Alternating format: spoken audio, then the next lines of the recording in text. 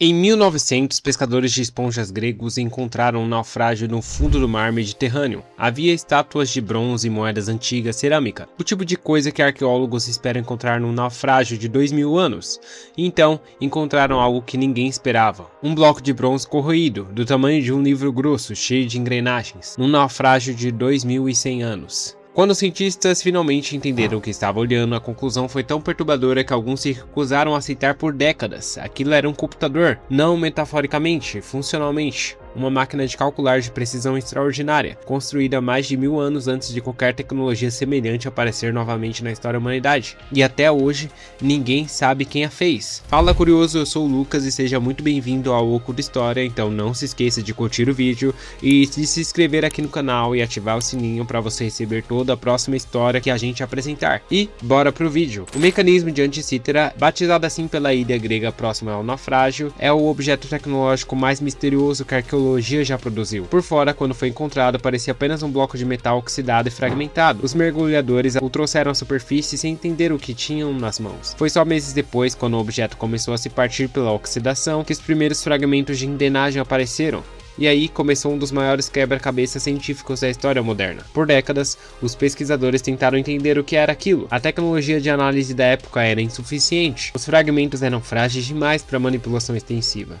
E o objeto ficou no museu em Atenas, parcialmente estudado, parcialmente ignorado. Foi só com o advento da tomografia computadorizada de alta resolução, no início dos anos 2000, que os cientistas conseguiram finalmente ver o interior do mecanismo sem destruí-lo. O que encontraram os deixou sem palavras. Pelo menos 37 engrenagens de bronze encaixadas com uma precisão que requer ferramentas e conhecimento de manufatura que não deveriam existir naquele período antigo. Escalas calibradas, ponteiros, inscrições em grego minúsculo que funcionavam como um manual de instruções. A máquina calculava a posição do Sol e da Lua no céu para qualquer data, previa eclipses com antecedência de anos, rastreava os ciclos dos planetas visíveis a olho nu, marcava as datas dos Jogos Olímpicos e de outros festivais gregos. Era um modelo portátil do cosmos, carregável, utilizável e principalmente preciso. E aqui está o que torna o mecanismo genuinamente perturbador para a história da ciência. A tecnologia de engrenagens comparável só apareceu na Europa por volta do século XIV d.C., em relógios mecânicos medievais. Isso é uma lacuna de aproximadamente 1400 anos. 1400 anos durante os quais a humanidade aparentemente esqueceu como fazer aquilo, ou nunca soube que havia sido feito, porque o mecanismo não aparece em nenhum texto antigo que sobreviveu. Nenhum filósofo grego, nenhum historiador romano, nenhum autor da antiguidade menciona uma máquina assim. Cícero fez uma referência vaga a dispositivos astronômicos mecanismos construídos por Arquimedes, o gênio matemático da Siracusa, que viveu no século 3 a.C. Alguns pesquisadores acreditaram que Arquimedes pode ter sido o criador ou inspirador do mecanismo, mas é só especulação. A verdade é que não sabemos quem a construiu, não sabemos onde foi construído, não sabemos para quem foi feito e não sabemos quanto existiram. Talvez fosse único, talvez houvesse dezenas e o tempo destruiu todos os outros sem deixar rastros.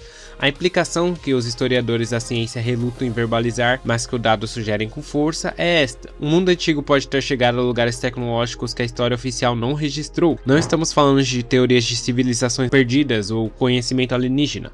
Estamos falando de algo muito mais simples e muito mais inquietante. Estamos falando do que acontece quando uma tradição intelectual é interrompida antes de ser documentada completamente. A Biblioteca de Alexandria foi destruída. Os ateliês onde artesãos construíram objetos como o mecanismo de Anticítera fecharam. As escolas filosóficas foram dispersadas. As guerras consumiram recursos e pessoas. E o conhecimento que existia nessas mentes e nessas mãos simplesmente não foi transmitido. E não foi destruído no incêndio dramático, morreu com as pessoas que os carregavam, silenciosamente, sem que ninguém registrasse o que estava sendo perdido. O mecanismo de Anticítera está hoje no Museu Arqueológico Nacional de Atenas, fragmentado, corroído e parcialmente legível, mas funcional o suficiente para que os engenheiros modernos tenham construído réplicas que funcionam exatamente como o original deve ter funcionado há 2000 anos atrás. E toda vez que alguém olha para aquelas réplicas girando engrenagens de bronze, calculando a posição dos planetas com a precisão que os gregos antigos haviam alcançado e que o mundo perdeu por mais de 1000 anos, a mesma pergunta inevitável aparece. O que mais existia que não sobreviveu? Que outros objetos, que outros textos, que outros conhecimentos estão no fundo de outros mares, enterrados ou em ruínas, perdidos em outros silêncios que a história não registrou? A gente vai ficar sem saber. E talvez essa seja a coisa mais perturbadora de tudo. Não o que sabemos que perdemos, mas o que perdemos sem nunca ter ter sabido que existia. Mas e aí, o que você acha? Uma máquina de 2000 anos que não deveria existir? Um conhecimento à parte da humanidade? Me conta aí nos comentários o que você acha disso tudo